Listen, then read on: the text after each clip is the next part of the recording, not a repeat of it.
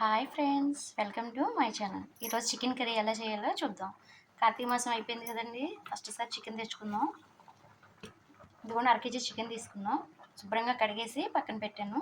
ఉప్పు, పసుపు, నిమ్మకాయ చెక్క వేసి కడిగి పక్కన పెట్టానండి. దీనిలోకి ఒక స్పూన్ కారం, ఒక పెద్ద ఉల్లిపాయ, అలాగే 2 పచ్చిమిర్చి ముక్కలుగా కట్ చేసి పక్కన పెట్టుకున్నాను. అలాగే ఒక స్పూను కల్లుప్పు, అర స్పూన్ వచ్చేసి పసుపు.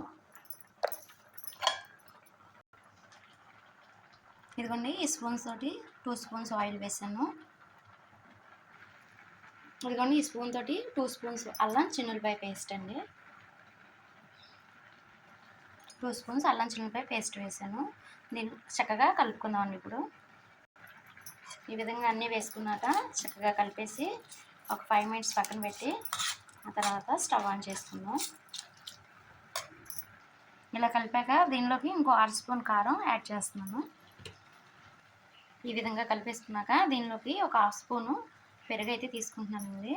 ఇలా పెరుగు వేసుకొని కలుపుకోవడం వల్ల మనం పట్టించిన మసాలా అంతా చక్కగా ముక్కలకు పట్టేసి మనకు ఉడికేటప్పుడు మంచిగా స్మెల్ వస్తుంది. తినేప్పుడు టేస్ట్ కూడా చాలా బాగుంటుంది. ఇదిగోండి, ఈ విధంగా కలుపుకున్నాము. చక్కగా కలిపేసుకున్నాం. బాగా కలుపుతుంటేనే మంచిగా స్మెల్ వస్తుందండి. 1 మంత్ నుంచి చికెన్ మటన్ ఏమీ తినలేదు. ఇది కలుపుతుంటేనే నోరు ఊరిపోతుంది. స్మెల్ అంత బాగా వస్తుంది. ఇది ఒక 10 మినిట్స్ పక్కన పెట్టుకున్నాక స్టవ్ ఆన్ చేసుకుందాం. ఇదిగోండి, 10 మినిట్స్ తర్వాత చక్కగా మసాలా అంతా కూడా ఇలా పట్టేసింది ముక్కకి. ఇప్పుడు స్టవ్ ఆన్ చేసుకుని స్టవ్ మీద పెట్టుకుందాం. ముందుగా నీళ్ళు అయితే ఏమీ వేయట్లేదు. దీనిలో ఉన్న వాటర్కి మనకి చక్కగా కుక్ అయిపోతుంది. మధ్యలో వేసుకుందాం. దీనిలో వాటర్ అంతా దగ్గరకు వచ్చేసాక మనం దీనిలో వాటర్ యాడ్ చేసుకుందాం.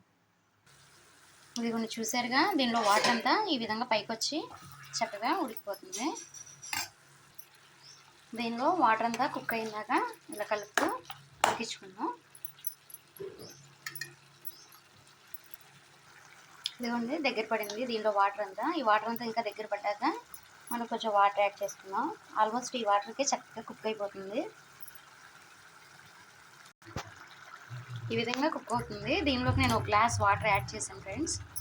దానిలో చికెన్లో వచ్చిన వాటర్ అంతా మనకి డ్రై అయిపోయాక దీనిలో ఒక టీ గ్లాస్ వాటర్ యాడ్ చేశాను. ముక్క కొంచెం పచ్చిగా ఉంది, ఉడకలేదని.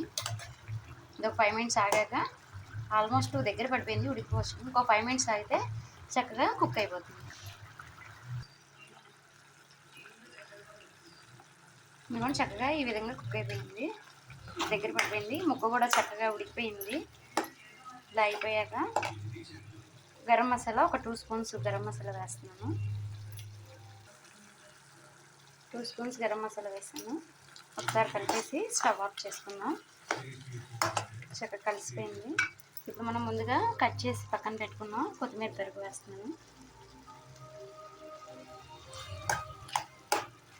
స్టవ్ ఆఫ్ చేద్దాం.